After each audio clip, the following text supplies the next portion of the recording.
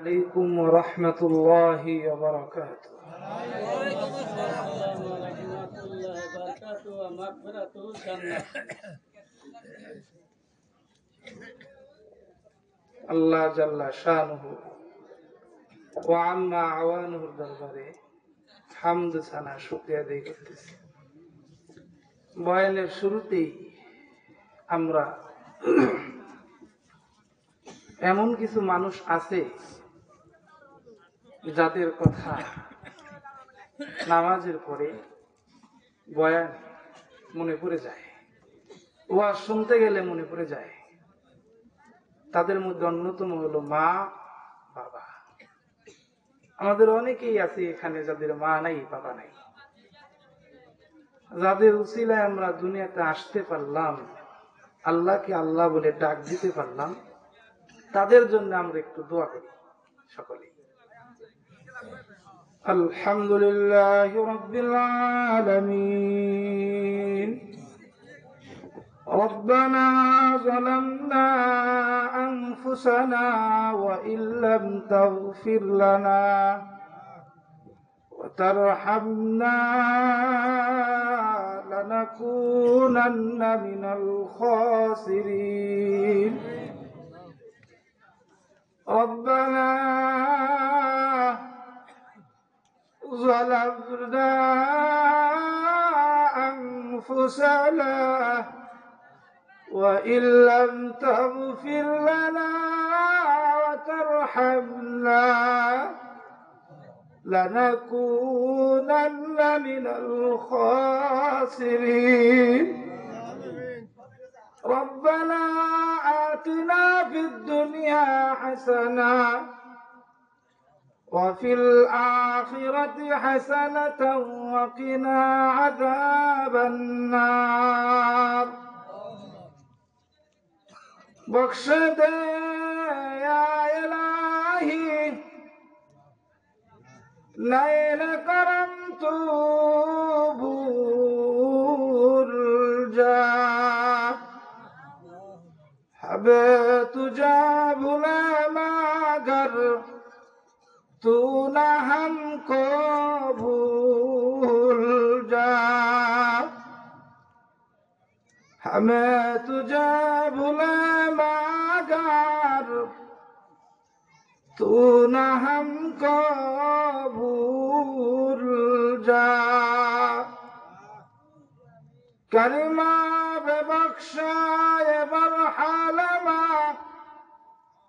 کہ ہستا مسیر کمند ہوا، ندر میں غیراز تو فریاد راست، توی عاصیارا خطا بخش باز. نگهدار مرا زراح خطا، خدا در گزارو ثوابم نما، خدا در گزارو ثوابم نما. মাফ করিয়া দাও গো মাওলা,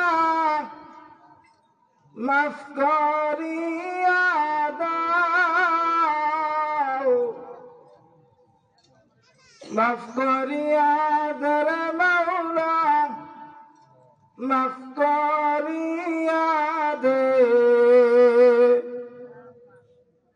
মাফ করিয়া দরে মাওলা তোর ইয়াতিম নবীর খাতিরে। মাবুদ মাওলা আল্লাহ, আমরা কতিপয় কিছু সংখ্যক গুনাহগার বান্দা,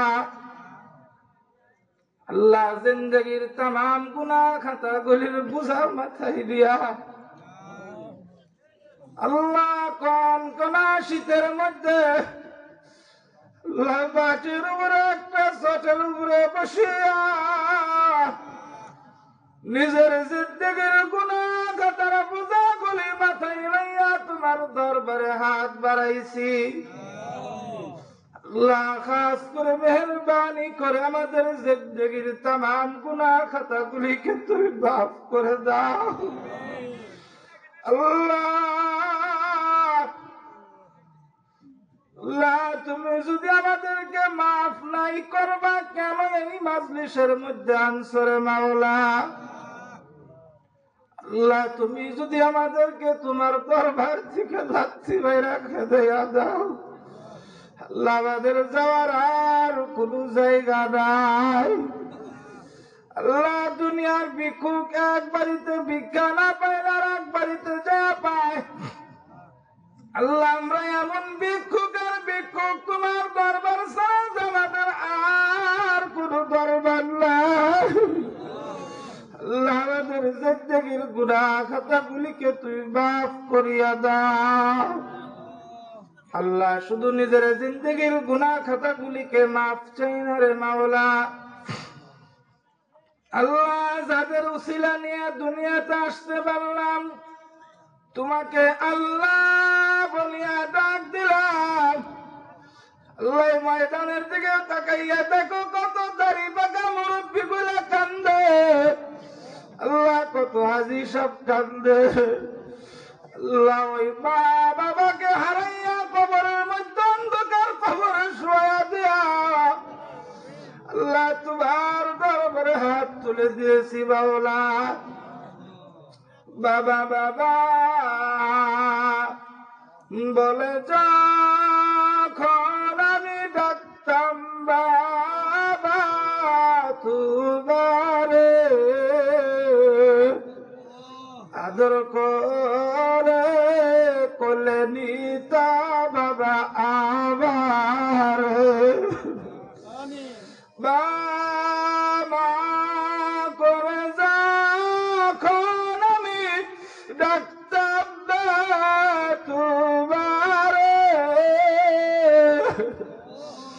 আদর করে চুমা দিতা বাবার দুই গালে আল্লাহ তোদের পিতা মাতাকে কবরের মধ্যে শোয়া দিয়া আল্লাহ তোমার দরবারে হাত তুলিয়া কাঁদতেছি মাওলা তুমি তাদের জিন্দেগির গুনাহ খাতাগুলিকে মাফ করিয়া দাও আল্লাহ তাদের কবরকে রওজাতুম মির রিয়াজিল জান্নাত বানিয়া দাও আল্লাহ দুনিয়ার ময়দানে কোনো ভুল করে থাকলে ভুলগুলোকে মাফ করে দাও আল্লাহ কবরকে জান্নাতের বাগান বানিয়া দাও আল্লাহ খাস করে মাবুদ মাওলা আল্লাহ যারা বেদা দিয়ে বুদ্ধি দিয়ে শ্রম দিয়ে এই জালিসুর রহমান বেহেশতের বাগানের আয়োজন করলো আল্লাহ তাদেরকে তুমি কবুল আর মঞ্জুর করিয়া নাও আল্লাহ তাদের জিন্দেগির গুনাহ খাতাগুলিকে মাফ করিয়া দাও আল্লাহ আমি একজন অদম নালায়েক গুনাহগার নাফাক জবান না খান্দা আল্লাহ এই মাজলিসের মধ্যে যার হাতকে তুমি পছন্দ করলাম মাওলা আল্লাহ তার হাতের উসিলা করিয়া আমাদের সবার হাতকে কবুল আর মঞ্জুর করিয়া নাও সুবহান রাব্বিকা রাব্বিল ইজ্জাতি আম্মা ইয়াসিফুন ওয়া সালামুন আলাল মুরসালিন والحمد لله رب العالمين بحق لا إله إلا الله محمد رسول الله সাল্লাল্লাহু আলাইহি ওয়াসাল্লাম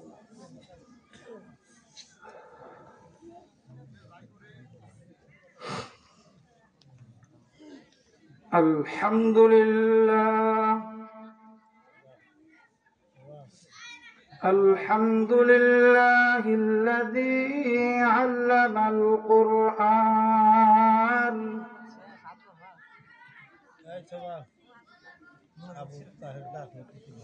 خلق الإنسان علمه البيان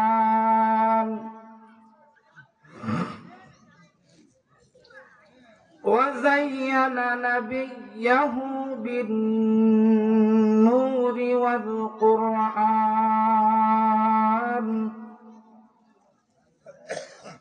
ونشهد أن لا إله إلا الله وحده لا شريك له ونشهد أن سيدنا وسندنا وحبيبنا ومولانا محمدا عبده ورسوله الذي أرسله الله تعالى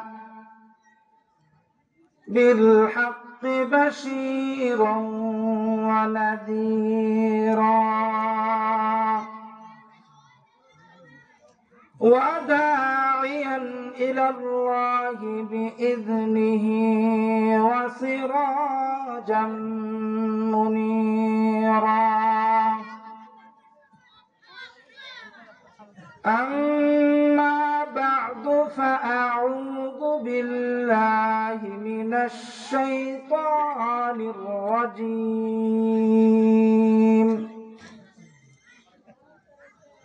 بسم الله الرحمن الرحيم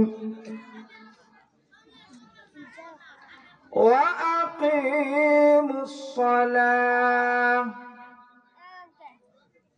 وآتوا الزكاة واعتصموا بالله هو مولاكم فنعم المولى ونعم النصير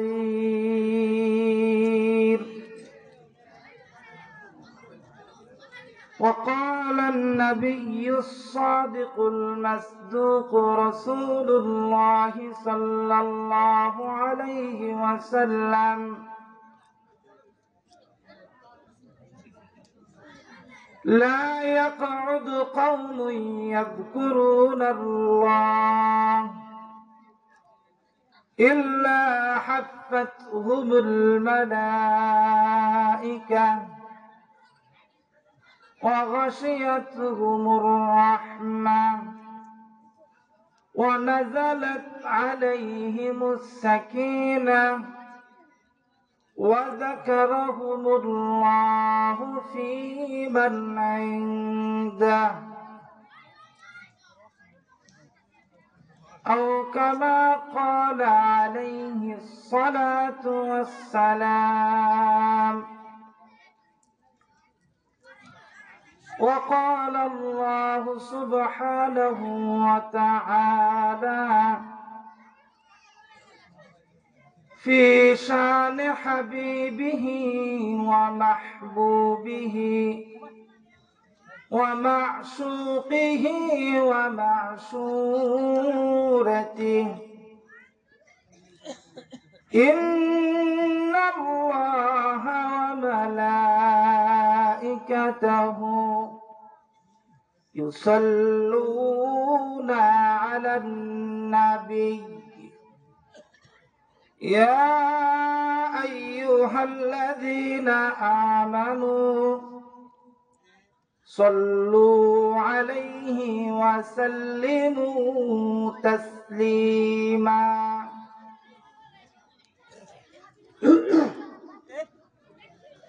মোহাব্বতের সাথে ভালোবাসা নিয়ে অন্তর থেকে আমি আপনি যেই দুরূদ শরীফ জানি সেই দুরূদ শরীফ জবান খুলে ইনশাআল্লাহ আমরা পাঠ করব।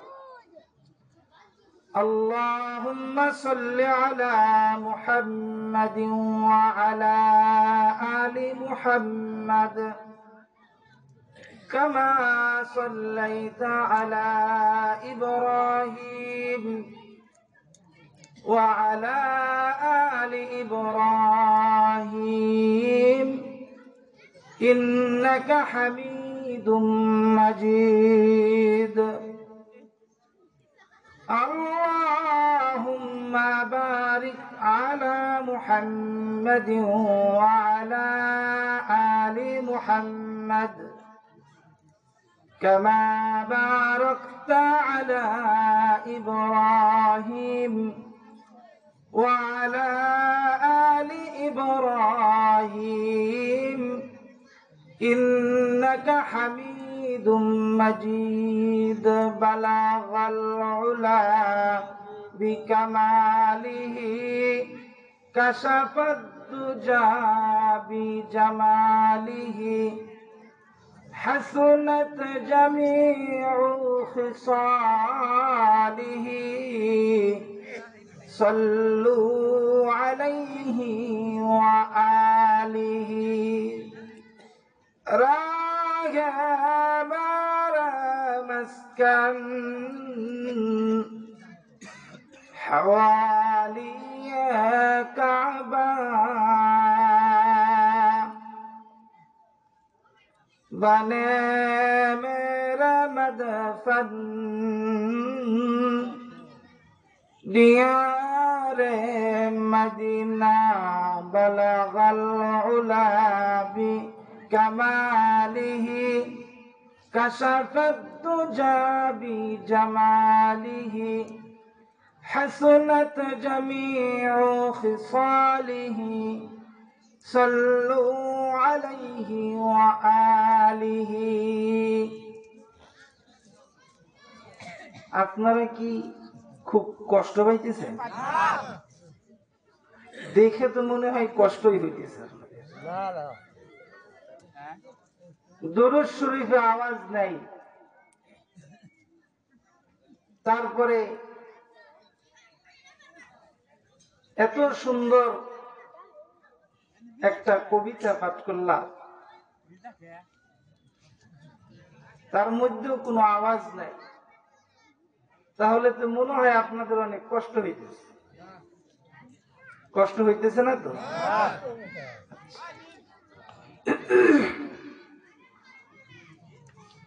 ভাই, এই যে মাজলিসে আমি আর আপনি বসছি,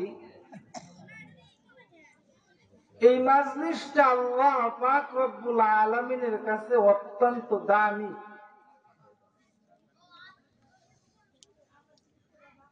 এটা কোনো এখন আর দুনিয়ার কোনো মজলিস নাই,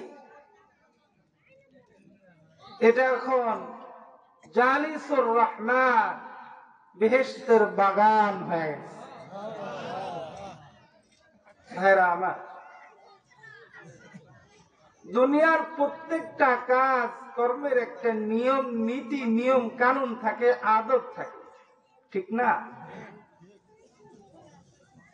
প্রত্যেকটা জিনিসেরই একটা নিয়ম কানুন থাকে এবং তার মধ্যে কিছু আদব থাকে।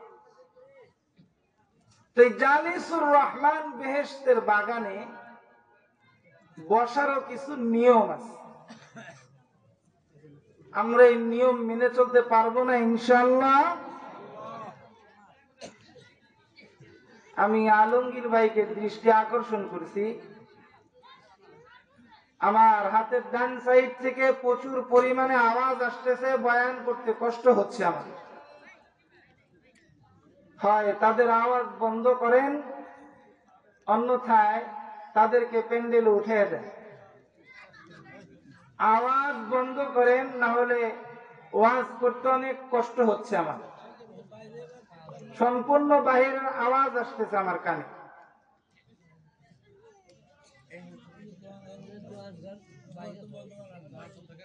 তো বলতেছিলাম, এই জালিসুর রহমান বেহেশতের বাগানে বসারও কিছু নিয়ম আছে, আদব কানুন আছে।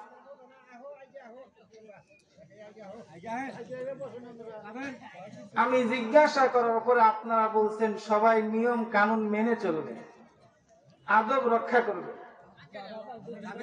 যখন এই জালিসুর রহমান বেহেশতের বাগানে বসে আদব রক্ষা করে আমি আর আপনি বসতে পারবো, আমলের নিয়তে কিছু কথা বলা এবং শুনতে পারবো, তখন আমি আর আপনি এই বসাটা আমার আপনার জন্য কামিয়াব হবে।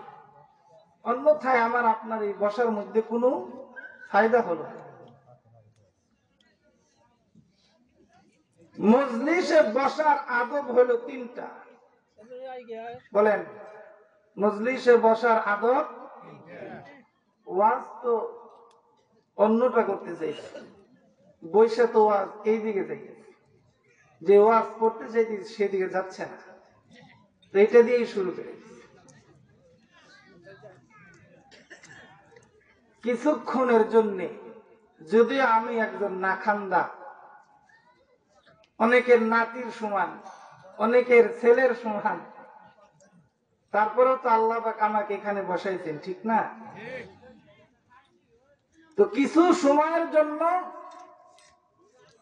আমাকে আপনাদের উস্তাদ মানতে হবে, আর আপনাদের আমার ছাত্র হইতে হবে।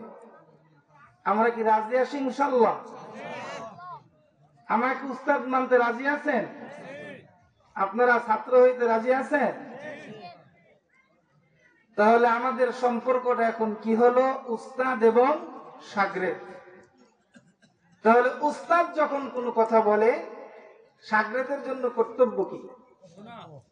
উস্তাদের কথা মনোযোগ সহকারে শোনা এবং আমল করার চেষ্টা করা। তো বলতেছিলাম, এই মাজলিসে বসারও তিনটা আদব আছে। এক নাম্বার আদব,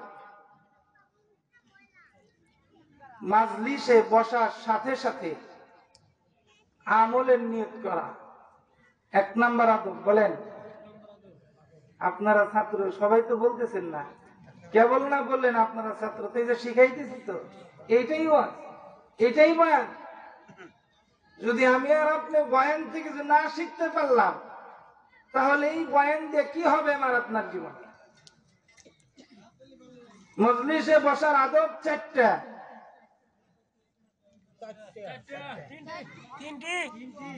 মজলিসে বসার আদব তিনটি। এক নাম্বার, বসার সাথে সাথে আমলের নিয়ত করা। বলেন, এক নাম্বার কি?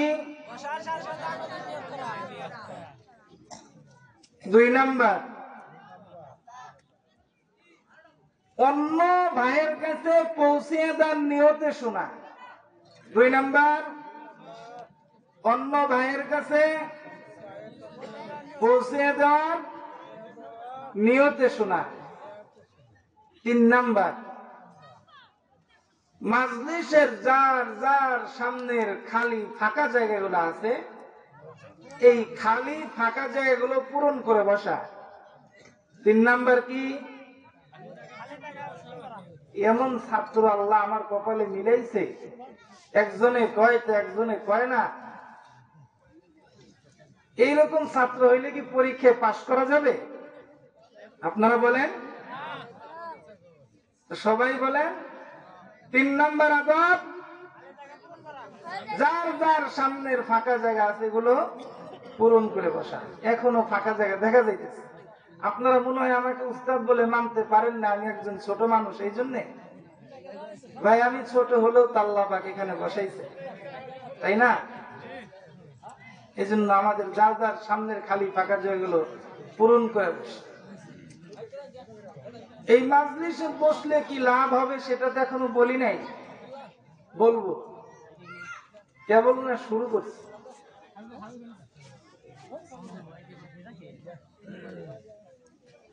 তাহলে মাজলিসে বসার আদব কয়টি বললাম? তিনটা। এক নাম্বার, আমলের নিয়তে বসা।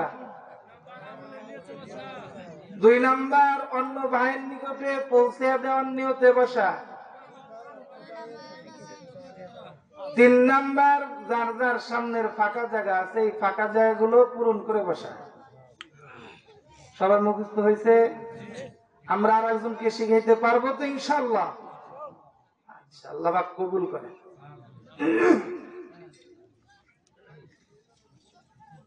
এখন পর্যন্ত যারা এদিক সেদিক ঘোরাফেরা করতেছেন,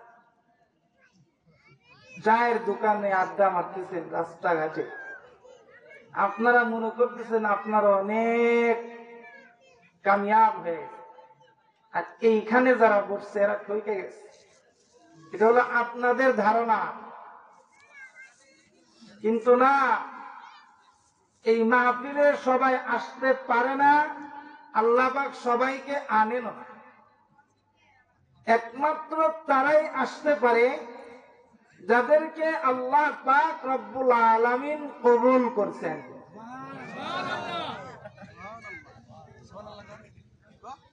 সুতরাং আমি আমার মহল্লাবাসী ভাইদেরকে অনুরোধ করে বলবো, ভাই আগামীকাল এই জালিসুর রহমান বেহেশতের বাগান থাকবে না, এটা কালকে আর পাওয়া যাবে না। চায়ের দোকান কালকে থাকবে, গল্পের আড্ডা কালকে থাকবে। হাজার চেষ্টা করলেও এই জালিসুর রহমান বেহেশতের বাগান আর আমার আপনার জীবনে নাও আসতে পারে।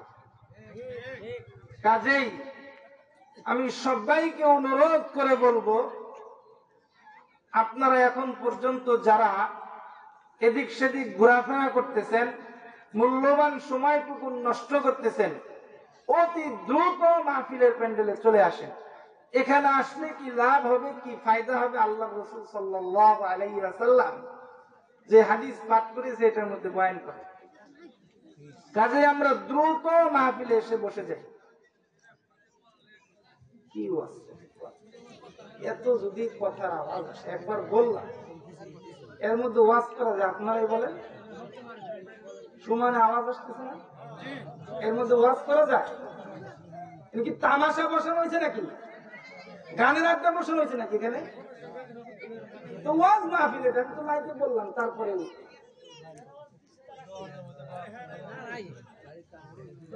আশ্চর্য বিষয়,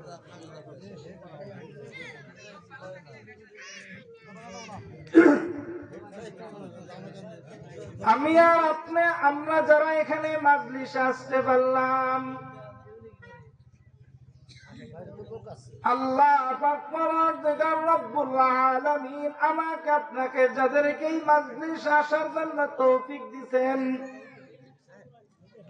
আমি আর আপনি যারা এই মাজলিসের মধ্যে আসতে পারছি, বাজানরা আমার, আমি আর আপনি ঠকি নাই, ঠকি নাই। যারা এখন পর্যন্ত আসতে পারে নাই তারাই ঠকছে। এই মাজলিসের মধ্যে যারা আসতে পারছে তাদের কত দাম, কত দাম। আল্লাহর হাবিব সাল্লাল্লাহু আলাইহি ওয়াসাল্লাম মিশকাত শরীফের হাদিসের মধ্যে বর্ণনা করেন, লা ইয়াকউদু কওমুন ইয়াযকুরুনাল্লাহা ইল্লা হাফাতুহুমুল মালায়েকা। আল্লাহর হাবিব সাল্লাল্লাহু আলাইহি ওয়াসাল্লাম বর্ণনা করেন, দুনিয়ার যে কোনো ময়দানে, যে কোনো জায়গায় যদি কুরআন এবং হাদিসের আলোচনা করা হয়, আল্লাহ আল্লাহ রাসূলের গুণ কীর্তন করা হয়, এমন মাজলিস যেই জায়গার মধ্যে হয়, কওমুন ইয়াযকুরুনাল্লাহ, এমন কওম, এমন গোত্র, এমন কিছু লোক যারা একত্রিত হইয়া মাওলা পাকের জিকির করে, কুরআন হাদিসের আলোচনা করে শুনে, এমন কিছু লোক, কওমুন ইয়াযকুরুনাল্লাহ, একটু জিকির করে আল্লাহ আল্লাহ আল্লাহ আল্লাহ আল্লাহ আল্লাহ আল্লাহ আল্লাহ আল্লাহ আল্লাহ আল্লাহ আল্লাহ আল্লাহ আল্লাহ আল্লাহ আল্লাহ আল্লাহ আল্লাহ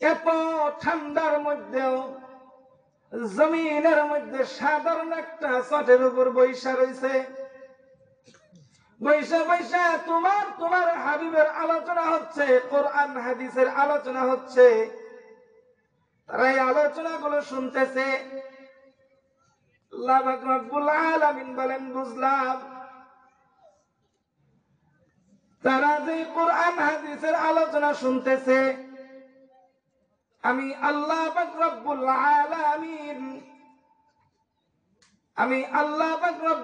আলামিন তো সমস্ত কিছুই জানি। তারপরেও বলি রে ফেরেশতারা, তারা ওইখানে কেন বসছে, কি জন্য বসছে, কি উদ্দেশ্য নিয়ে বসছে?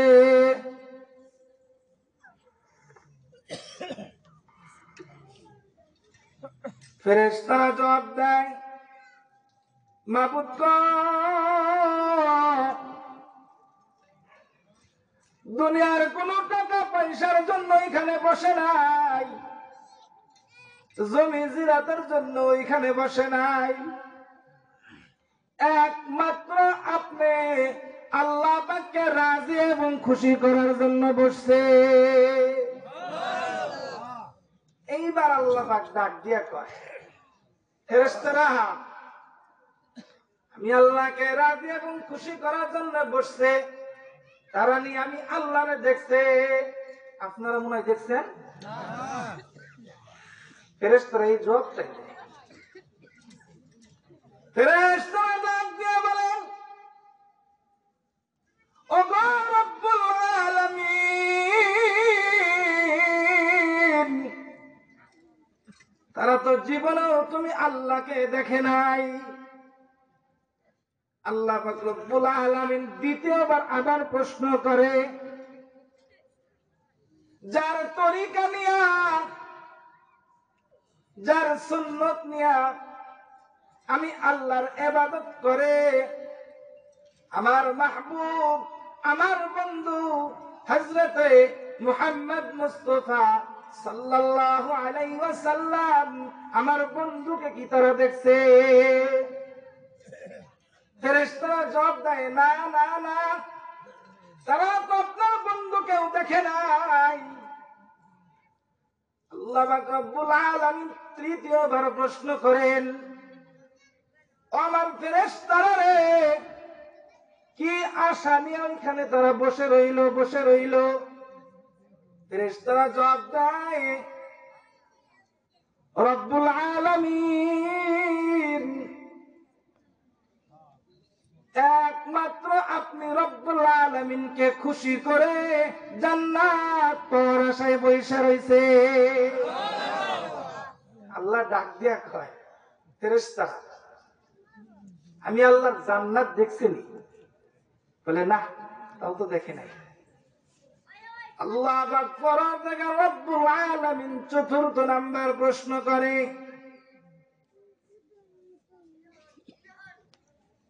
কিসের থেকে বাঁচার জন্য তারা ওই মজলিসের মধ্যে বৈশা রয়েছে?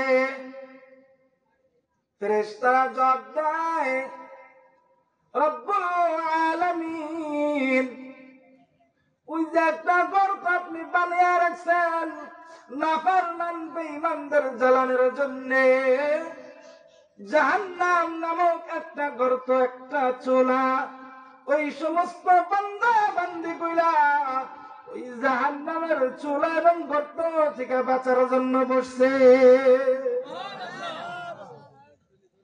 আবার আল্লাহ ডাক দিয়া কয়, ফেরেশতারা রে, ওই জাহান্নাম তারা দেখছে নাকি?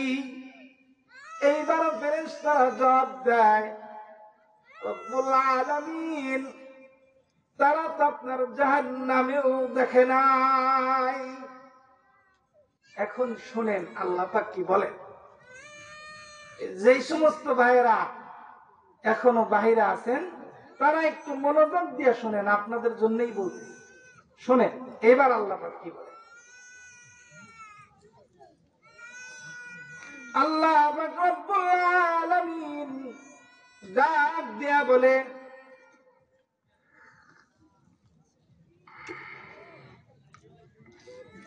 ও আমার ফেরেশতারা, ওই সমস্ত বান্দা বান্দি কইলে আমি আল্লাহকে দেখে নাই,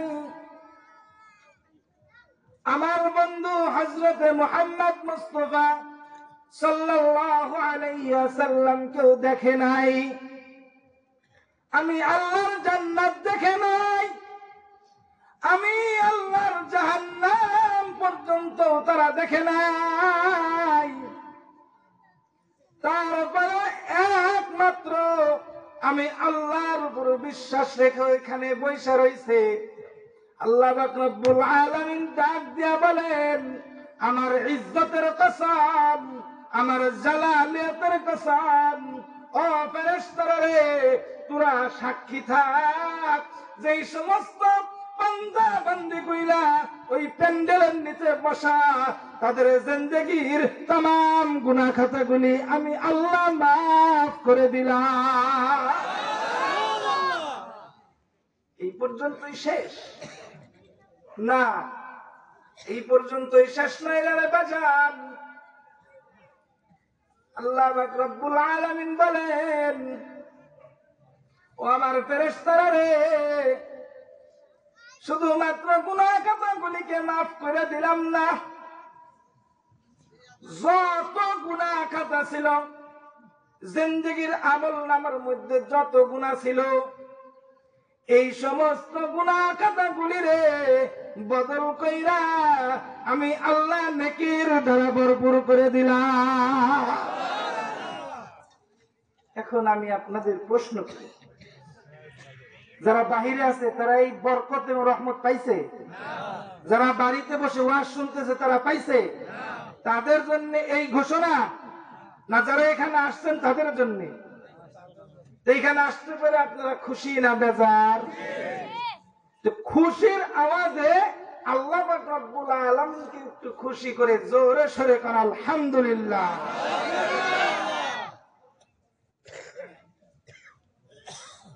এই যে আলহামদুলিল্লাহ সুবহানাল্লাহ কইতেছেন, এর দ্বারা কোনো লাভ আছে কি? কি লাভ হবে?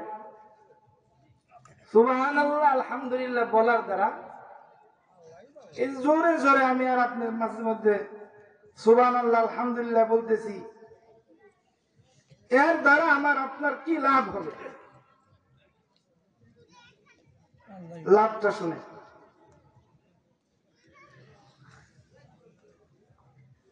তিরমিজি শরীফের হাদিস, আল্লাহর হাবিব সাল্লাল্লাহু আলাইহি ওয়াসাল্লাম বলেন,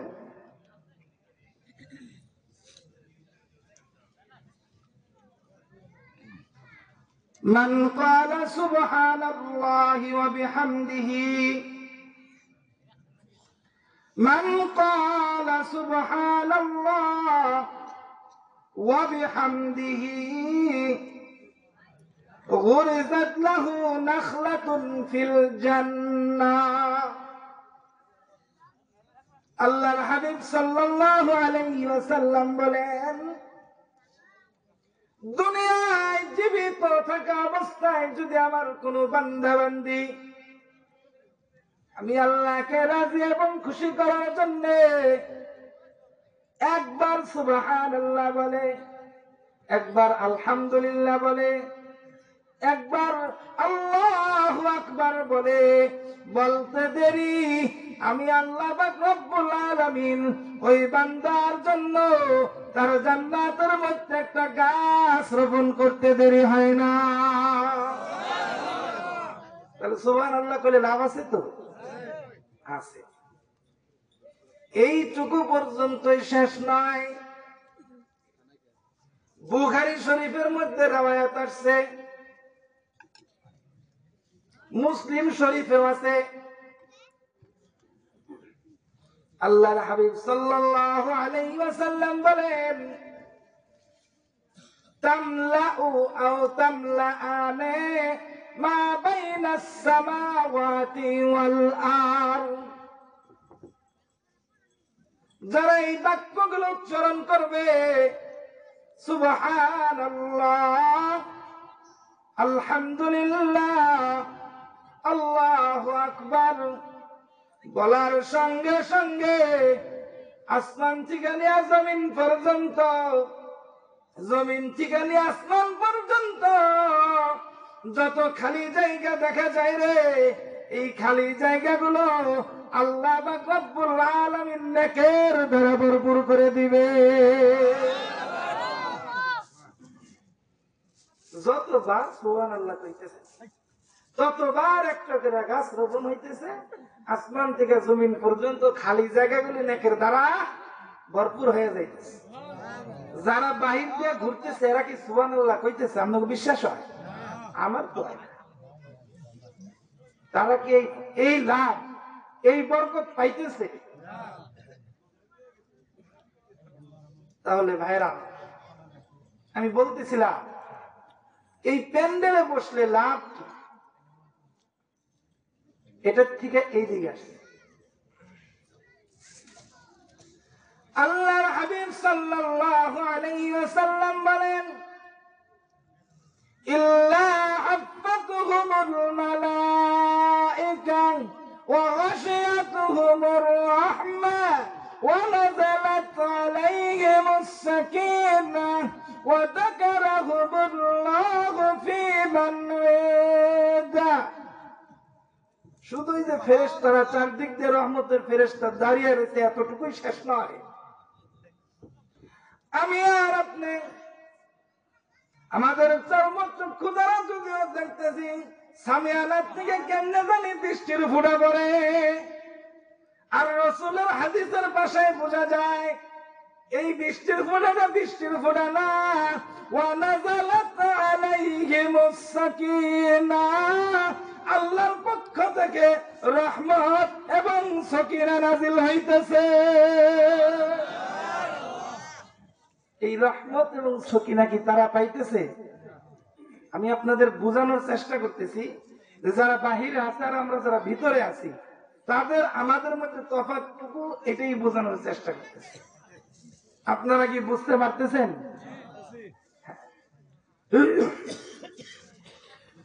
প্রথমে কি হইল? ক্ষমার ঘোষণা পাইলাম, এই পর্যন্তই তো শেষ নয়। আল্লাহ প্রদত্ত রহমত এবং সাকিনা যতক্ষণ পর্যন্ত এই মাজলিস চলবে ততক্ষণ পর্যন্ত অবতীর্ণ হইতে থাকবে। 2 নাম্বার। 3 নাম্বার, এতটুকু পর্যন্তই শেষ নয়। ওয়াযাকারাহুমুল্লাহু ফী মান ওয়াদা, আমার আপনার সম্মানে আল্লাহ পাক রব্বুল ইজ্জাত ফেরেশতাদেরকে ডাক দিয়া বলেন, ও আমার ফেরেশতারা রে,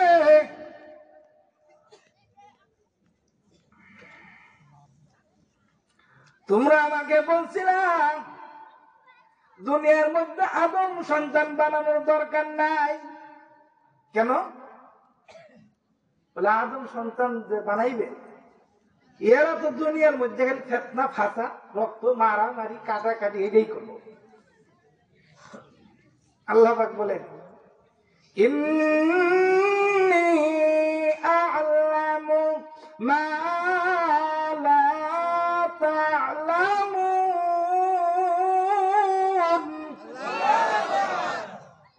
আল্লাহ ডাক দিয়ে ফেরেশতা, তোদের তো পরামর্শের জন্য আমি কই নাই, আমি যে দুনিয়ার মধ্যে আদম সন্তান বানামু, আদম পাঠামু, আমার খলিফা বানামু, এটা তোদের বললাম, তোদের তো আমি পরামর্শ চাইবি। আমি যা জানি তোমরা কিন্তু তা জানো না। তখন আল্লাহ পাক বলে, ও আমার ফেরেশতারা, ওই যে তাকাইয়া দেখ, কাতুলে যতইয়া ময়দানে কিছু বান্দা বান্দি বসিয়া রইছে, আমি আল্লাহ পাকের গুণ কীর্তন গাইতেছে। তোমরা বলছিলা তারা আপনি রবের ইবাদত করবে না, মারামারি কাটাকাটি করবে।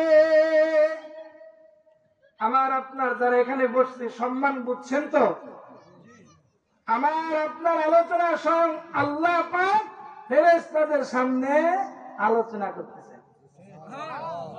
এই হইল মাজলিসে বসা আর যারা বাইর দিয়ে ঘোরাফেরা করে তাদের মাঝখানের তফাৎ। এইটাই এতক্ষণ বুঝাইলাম। মাঝখান দিয়ে একটু সুবহানাল্লাহ আলহামদুলিল্লাহ বললে কি হয় সেটাও বললাম। এখন আসে মূল আলোচনার দিকে চলে যাই। আমি তো আপনাদের মাঠের ঈদগার ইমাম, বৎসরে 2 বার তোমার আসতেই হয়। আমি তো আমার ওয়াজ তো শুনেন, ওয়াজ করবেন আজকের প্রধান মেহমান মুফতি আব্দুর রাজ্জাক ভুয়াপুরী সাহেব দামাত বরকাত। উনি হইল ওয়াজ করবেন, আমি একটু আওয়াজ দিতেছি আপনাদের। বৎসরে 2 বার তো আমি শোনাই আপনাদের ওয়াজ, তাই না? তো আমি এমনি একটু আওয়াজ শোনাইতেছি। মুফতি সাহেব বুঝে অনেক সুন্দর আলোচনা করবেন। তারপরে যেহেতু কোরআন হাদিসের আলোচনা, এজন্য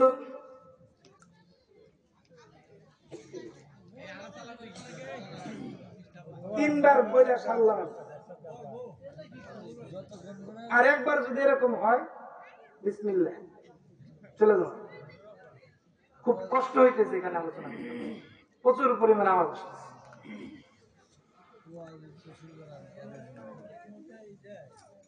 তো বলতেছিলাম, আমি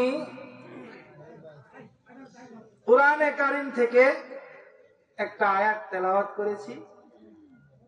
আল্লাহ পাক রব্বুল আলামিন যদি তৌফিক দান করেন, এই আয়াতের মাথা হাতে কিছুক্ষণ আলোচনা পর্যালোচনা করব ইনশাআল্লাহ। ওমা তাওফীকি ইল্লা বিল্লাহ আলাইহি তাওয়াক্কালতু ওয়া ইলাইহি উনীব। আল্লাহ পাক রব্বুল আলামিন আমাদের সকলকে নিয়তকে সহি করে কুরআন এবং হাদিসের আলোচনা শোনা এবং বুঝার তৌফিক দান করুন। আমি সব সময় একটা কথা বলে থাকি, সব জায়গাতে যত জায়গায় মাহফিল করি, এই ঈদগাহ মাঠে যখন বয়ান করি, তখন এই কথাটা আমি বলি। কি বলি ভাই? ওয়াজ হলো বুঝের জিনিস, ওয়াজ বুঝের জিনিস। ওয়াজ বুঝার জন্য, ওয়াজ শোনার জন্য নয়। এই যারা ওয়াজ শুনে তারা মাহফিল থেকে বের হয়ে মিথ্যা কথা কয়, কথা ঠিক? যারা ওয়াজ শুনে মসজিদ থেকে বের হয়ে বারান্দায় আসার আগেই সুদের আলোচনা করে, কথা ঠিক? ঠিক দিয়ে আস্তে আস্তে করে। মুসা কথা বলতেছি। এই যারা ওয়াজ শুনে এরা ক্ষেতের মধ্যে যখন আইল কাটতে যায়, তখন নিজের ক্ষেতের বাতা বড় করার জন্য, এই নিজের ক্ষেত বড় করার জন্য অন্যের ক্ষেতের বাতা ছোট করে, পক্ষান্তরে যারা ওয়াজ বুঝে, ওয়াজ বুঝার জন্য আসে, তারা কোনদিন অন্যের ক্ষেতের বাতা ছোট করে না। তারা কোনদিন মসজিদ থেকে বের হয়ে সুদের আলোচনা করে না। তারা কোনদিন ঘুষ খাইতে পারে না, কারণ সে ওয়াজ বুঝছে। আল্লাহ পাক রব্বুল আলামিন এইটা বলছেন, এটা হালাল, এটা হারাম। সুতরাং হালালকে হারাম, হালালকে হালাল জানতেই হবে, আর হারামকে হারাম মানতেই হবে। এর মধ্যে কোনো কি নাই, ছাড় নাই। আর যারা ওয়াজ শুনে তারা এটা চিন্তা করে না। চরমনায় মরহুম আল্লাহর কুতুব রহমাতুল্লাহ আলাই উনি প্রায় সময় বলতেন, বাবারা ওয়াজ বুঝের জিনিস, আর ওয়াজ বুঝবে তো মানুষই। কারণ একমাত্র আকল বুঝের জিনিসটা একমাত্র আল্লাহ পাক মানুষকেই দান করছেন, বলেন আলহামদুলিল্লাহ। 18,000 মখলুকাত আর কাউকে আল্লাহ পাক এই নিয়ামতটা দেন নাই, যে বুঝ শক্তি, যে নিয়ামতটা আমাকে আপনাকে আল্লাহ পাক দান করছে। এই জন্য আমরা ওয়াজ বুঝার চেষ্টা করি, বুঝে এইখান থেকে, আজকের এই আলোচনা থেকে যে কোনো একটা আমল আমি আপনি ধরে বাড়ি পর্যন্ত নিয়ে যাব। মজলিসের আদব কয়টা শিখাইছিলাম? কথা কয় না দি, ভুলে গেছেন? 3টা শিখাইছিলাম। দ্বিতীয় নম্বর একটা আদব শিখাইছিলাম, অন্যের কাছে পৌঁছে দেওয়ার নিয়তে শিখা। তাহলে এখান থেকে যে আমলটা আপনি শিখলেন, যে ওয়াজটা আপনি নিয়ে গেলেন, এই ওয়াজটা আপনি আপনার বিবিকে করেন, এই ওয়াজটা, এই শিক্ষাটা আপনি আপনার সন্তানকে করেন, এই ওয়াজটা, এই শিক্ষাটা আপনি আপনার ভাইকে করেন, আপনি আপনার প্রতিবেশীকে করেন। এই যে দ্বীনের দাওয়াত শুরু হয়ে গেছে, দ্বীন প্রচার করা শুরু হয়ে গেছে, এভাবেই দিন আসছে। ভাইরা, কাজেই ওয়াজ বুঝতে হবে। এটা কিচ্ছা মনে হয়ে গেছে, বলবো? যারা ওয়াজ শুনে তাদের অবস্থা হয় কি দেখেন।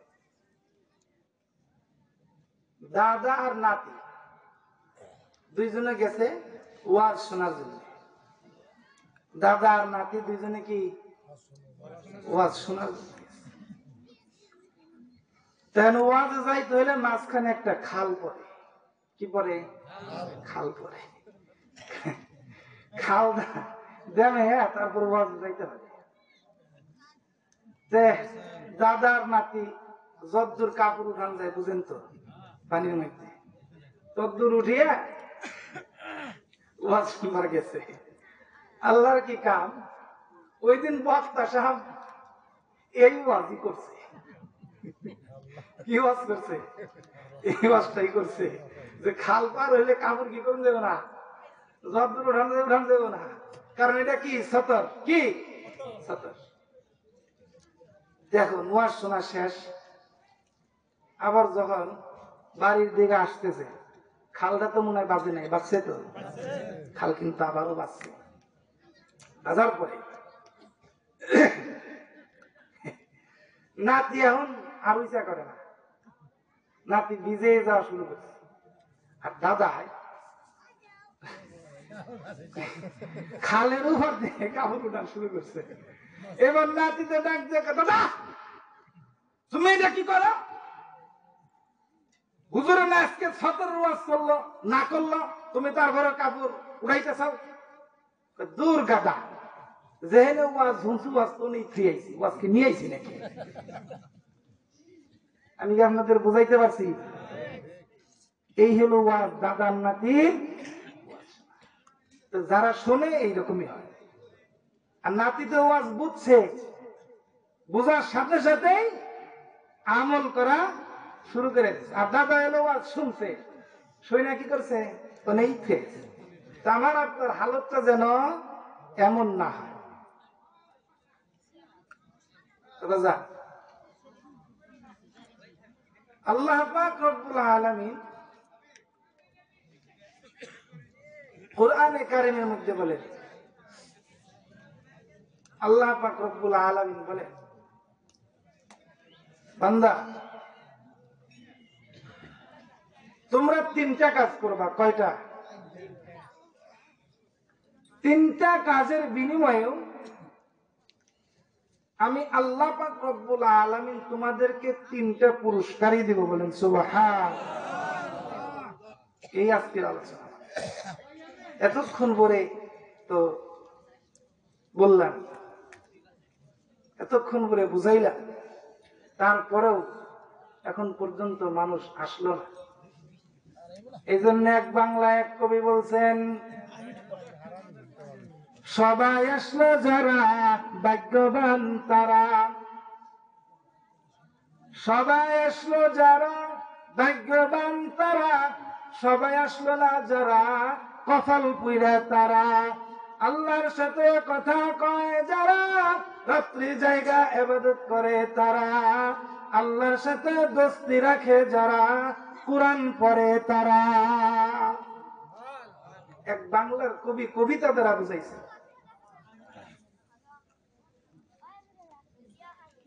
আল্লাহ পাক রব্বুল আলামিন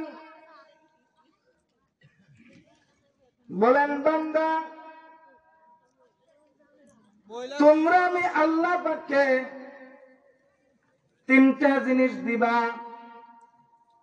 তিনটা জিনিসের বিনিময়ে তোমরা যদি এই তিনটা কাজ ঠিক মতো আদায় করতে পারো, কামা হক্কুম ভাবে ঠিক মতো পুঙ্খানু ভাবে আদায় করতে পারো, আমি আল্লাহ পাক রব্বুল আলামিন তোমাদেরকে হুবহু 3টা আমলের বিনিময়ে 3টা পুরস্কার দান করব।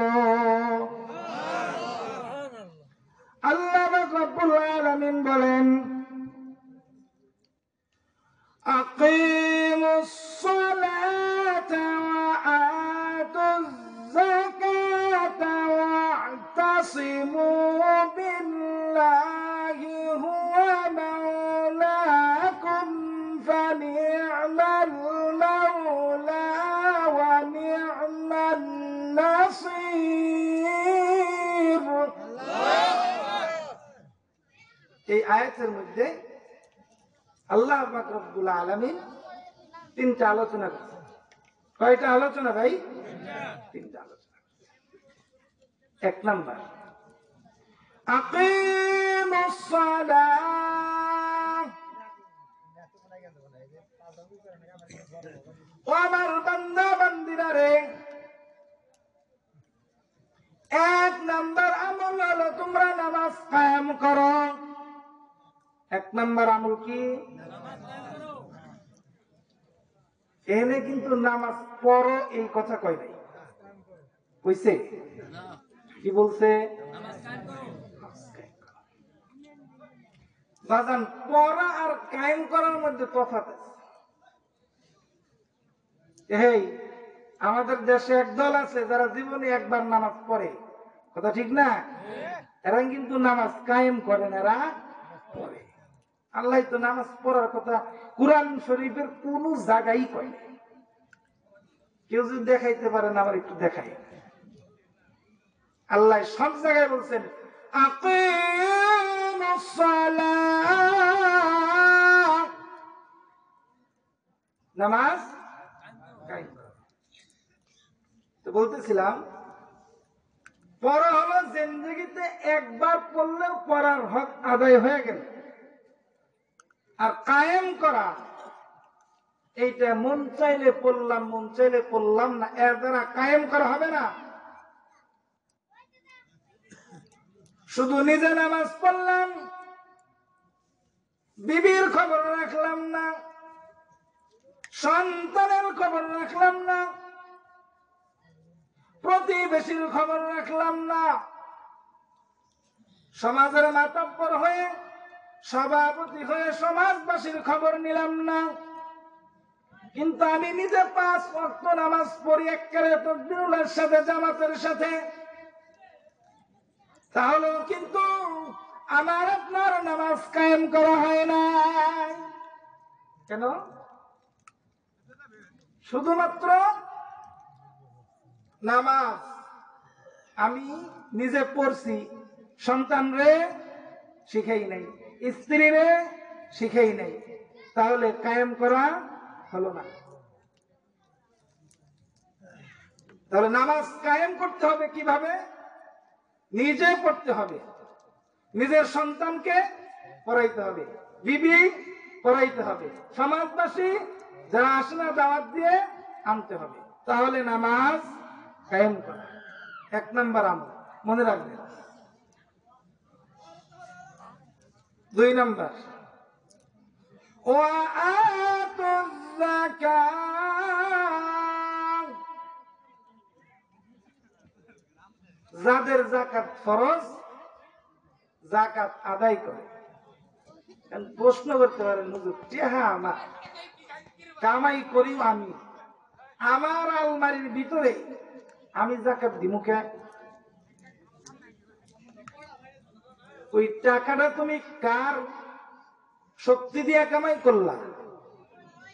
টাকা যে তোমার কামাই করার শক্তিটা দিল কে? জবান খুলে বলেন। যে আল্লাহ তোমার টাকা কামাই করার শক্তি দিছে, ওই আল্লাহর হুকুম এইটা, যাকাত আদায় করো। এই জন্য যাকাত আদায় করতে হবে যাদের সামর্থ্য আছে তাদের। এটা কয় নাম্বার আমল ভাই? 2 নাম্বার। 3 নাম্বার, واعتصموا بالله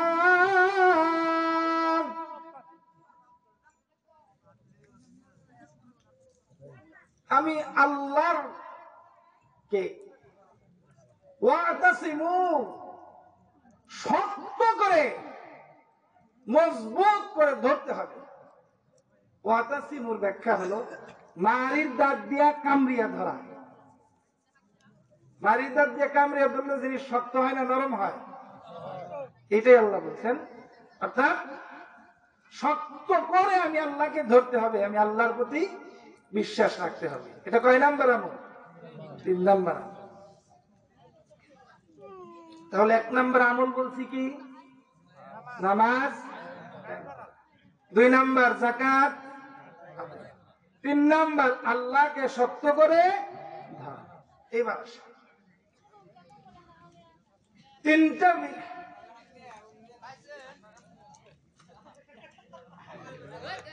তিনটা আমলের বিনিময়ে আল্লাহ পাক 3টা নিয়ামত দান করবে। 1 নাম্বার হুয়া মাওলাকুম ফানি'মাল মাওলা ওয়া নি'মান নাসির। 1 নাম্বার হুয়া মাওলাকুম। যারা এই 3টা বিষয়ের উপর আমল করতে পারবে আমি আল্লাহ তাদের গার্জিয়ান হয়ে যাব। সুবহানাল্লাহ।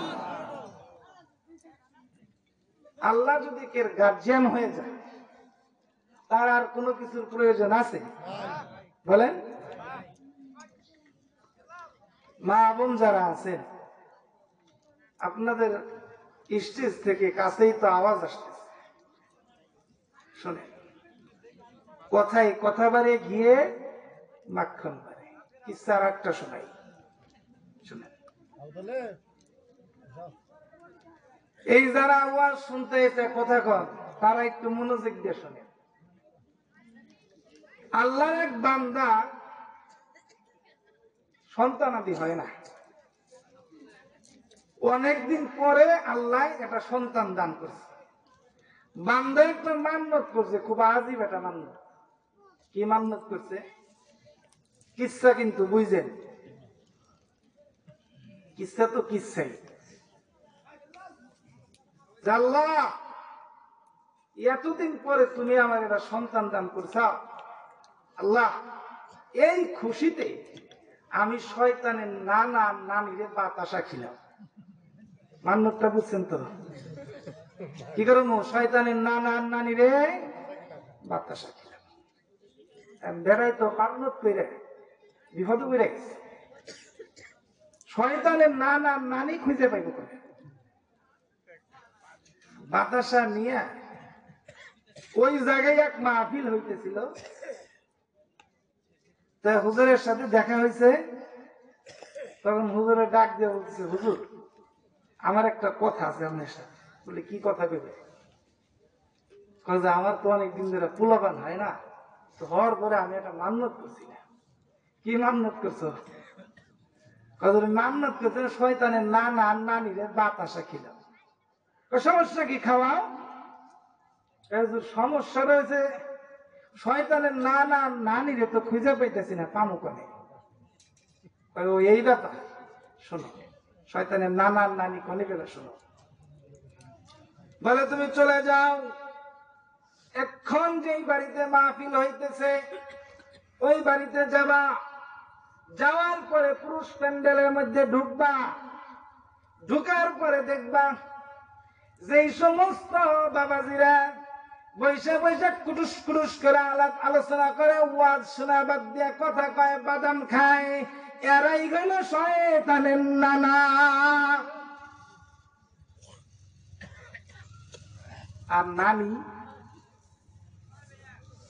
নানি তো আরো সহজ। একটু কষ্ট করে মহিলা প্যান্ডেলের দিয়ে যাইবা, যা খেয়াল করবা। ও আমার মা বোনেরা খেয়াল করেন, বুঝেন। মাহফিল শুনতে এসে যদি শয়তানের নানা নানি হওয়া লাগে, এইরকম মাহফিল শুনে কি করবেন? বলে এবার ওই হুজুর বলতেছেন মহিলা প্যান্ডেলে যাইবা, যাওয়ার পরে দেখবা যে সমস্ত মার বোনেরা বৈশা বৈশা ওয়াজ শোনা বাদ দিয়া কথা কয়, এরা হলো শয়তানের নানি।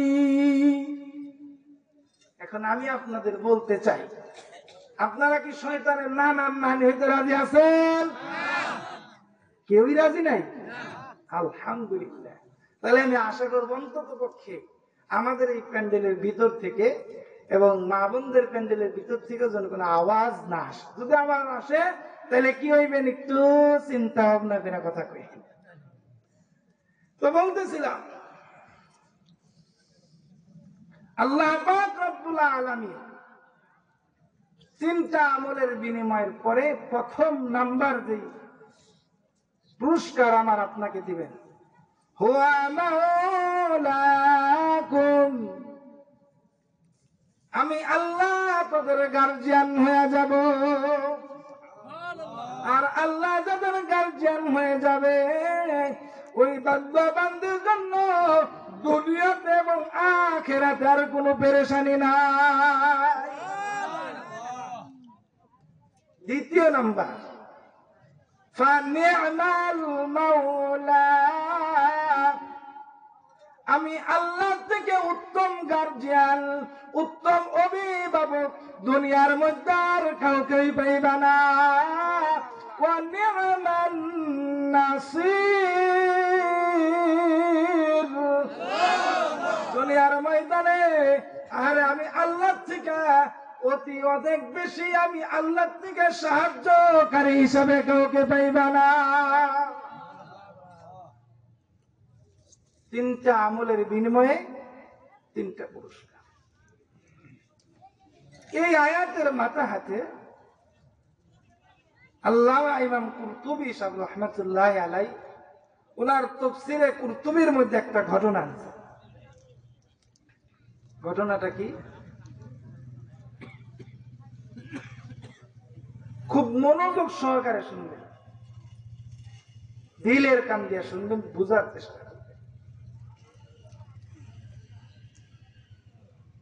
আল্লাহ উত্তম গার্জিয়ান, সব থেকে বেশি ভালো সাহায্যকারী কিভাবে, এই ঘটনা শুনলে আমার আপনার বুঝে আসবে। ইয়ামানের মধ্যে পাহাড়ের চূড়ায় আল্লাহর এক বড় খাস বান্দা বসবাস করে। পাহাড়ের চূড়ার মধ্যে আল্লাহর এই বান্দা স্ত্রী আর দুইজন নাবালেগ সন্তান, মোট এই চারজন নিয়ে তার পরিবার, এই চারজনের পরিবার নিয়ে পাহাড়ের চূড়ার মধ্যে আল্লাহর বান্দা বসবাস করে। তাফসীরের কিতাবের মধ্যে লেখে আল্লাহর এই বান্দার নাম হলো সুলতান ইবনে আদেল। আল্লাহর ওলি সুলতান ইবনে আদেল রাহমাতুল্লাহি আলাইহি ইয়ামানের মধ্যে, ইয়ামান দেশে পাহাড়ের চূড়ার মধ্যে বসবাস করে। আল্লাহর ওলি তার সংসার চালানোর জন্য দিনভর বনের মধ্যে থেকে শুকনা কাঠ কাটের বাজার, শুকনা কাঠ কাটার পরে এই কাঠগুলোরে সুন্দর করে বাইদা বুঝা বানায়া মাথার মধ্যে লইয়া বাজারে, আমাদের বাজারে বিক্রি করে। বিক্রি করার পরে যেই টাকা পয়সা পায় ওই টাকা পয়সা দিয়া নিজের সংসার চালায়। আল্লাহর এই ওলি সুলতান ইবনে আদেল রাহমাতুল্লাহি আলাইহি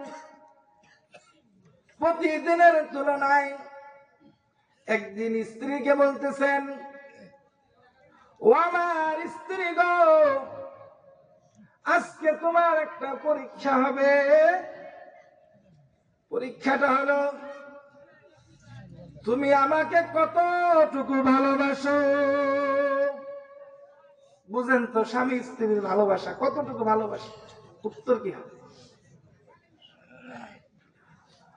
আল্লাহর ওলি সুলতান ইবনে আদিল রাহমাতুল্লাহি আলাইহি বলেন, বিবিরে, আমি যদি এখন ইন্তেকাল করি তাহলে তুমি আমার জানাজার কাপড় কেমনে বানাইবা?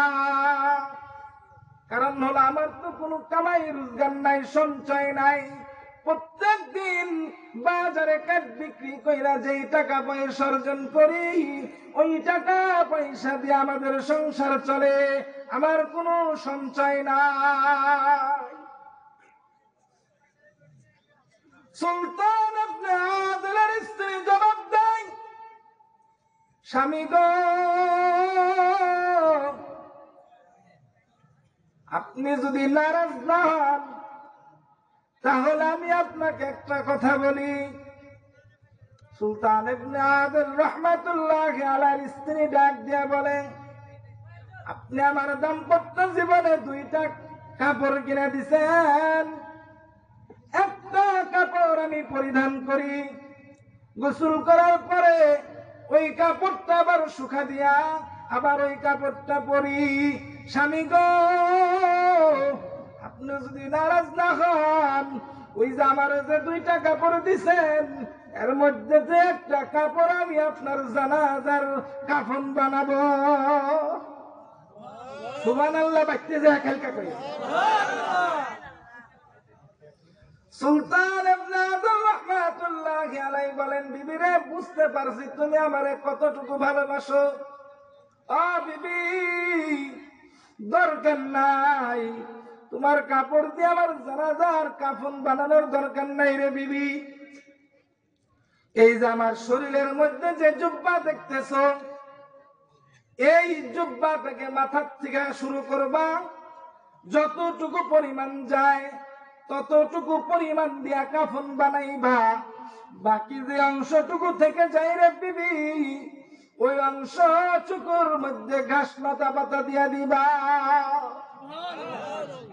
সুলতান ইবনে আদিল রাহমাতুল্লাহি আলাইহির স্ত্রী বলেন, বুঝলাম, এই পাহাড়ের চূড়ার মধ্যে আপনার জানাজার নামাজ কে পড়াবে, আপনার কবর কে খনন করবে গো স্বামী? সুলতান ইবনে আদিল রাহমাতুল্লাহি আলাইহি বলেন, বিবিরে, এই পাহাড়ের নিচতলার মধ্যে একবারে নিচে একটা মসজিদ আছে, যে মসজিদের মধ্যে আমি 5 ওয়াক্ত নামাজ জামাতের সাথে আদায় করি। আমার মৃত্যুর সঙ্গে সঙ্গে তুমি আমার সন্তান কুইলার ইমামের কাছে পাঠাইয়া দিবা। 2 নাম্বার, বিবিরে, আমি যখন মৃত্যুবরণ করি আমাকে দাফন কাফন করতে একটু দেরি করো না, সঙ্গে সঙ্গে দাফন কাফন করবা। এই কথাগুলো বলতে বলতে বলা যখন শেষ, সুলতান ইবনে আদিল রাহমাতুল্লাহি আলাইহি ঘুমিয়ে গেছেন। এই ঘুমের মধ্যে আল্লাহর ওলির ইন্তেকাল হয়ে গেছে। সুলতান ইবনে আদিল রাহমাতুল্লাহি আলাইহি তার স্ত্রীকে আরেকটা কথা বললেন, ওরা আমার স্ত্রী, যদি ইমাম সাহেব না আসে তাহলে আমার 2টা মাসুম বাচ্চারে আগলিয়া ধরবা, আগলিয়া ধরে আসমানের মালিকের দিকে তাকাইবা, তাকিয়া রব্বুল আলামিনকে ডাক দিয়া বলবা, রব্বুল আলামিন, আপনার এক আল্লাহর ওলি সুলতান ইবনে আদিল মৃত্যুবরণ করছে, দুনিয়ার মধ্যে জানাজার নামাজ পড়ানোর জন্য কোন লোক পাই নাই, তার জিন্দেগির মধ্যে যদি 2 রাকাত নামাজ আপনি কবুল করে থাকেন, ওই 2 রাকাত নামাজের উসিলা করে তার নামাজের জানাজার ব্যবস্থা করে দেন। সুলতান ইবনে আদিল বলেন, পারবানি গো স্ত্রী এই কথা বলতে? স্ত্রী বলে, আমি অবশ্যই পারবো, কোনো সমস্যা নাই। কথা বলা শেষ, সুলতান ইবনে আদল রাহমাতুল্লাহ আলাইহি ঘুমের ঘরে মৃত্যুবরণ করেছেন। ওই যে নাবালেগ যে দুইটা সন্তান রেখে গেছে,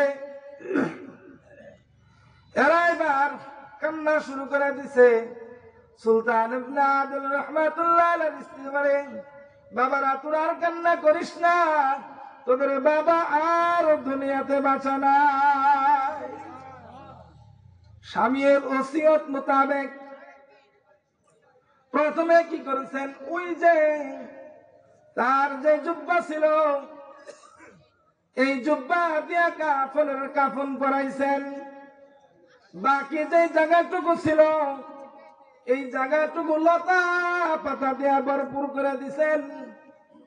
তারপরে ছোট দুই বাচ্চাকে দিয়া ওই যে পাহাড়ের নিচে মসজিদের ইমাম সাহেবের কাছে পাঠাইছেন যে যাও রে বাবা, মসজিদের ইমাম সাহেবকে বলো আপনার এই মসজিদের 5 ওয়াক্তের মুসল্লি সুলতান ইবনে আদল মৃত্যুবরণ করেছে, তার জানাজার নামাজের দরকার। যদি না আসে ওইভাবে চলে এসো। ওই দুইজন বাচ্চা মসজিদের ইমাম সাহেবের নিকটে গেছেন। যাওয়ার পরে বলার পরে ইমাম সাহেব ডাক দিয়া বলে, এখন তো রাত্র হয়ে গেছে, এখন কোনো মানুষ যাবে না, সুতরাং সকাল পর্যন্ত অপেক্ষা করো। সকাল হলে তারপরে আমি লোকজন নিয়া তোমার বাবার জানাজার নামাজ আদায় করব। দ্বিতীয় নাম্বার ওসিয়ত ছিল না একটা, মনে আছে? আমি যখন মৃত্যুবরণ করি তখন সাথে সাথে দাফন করব।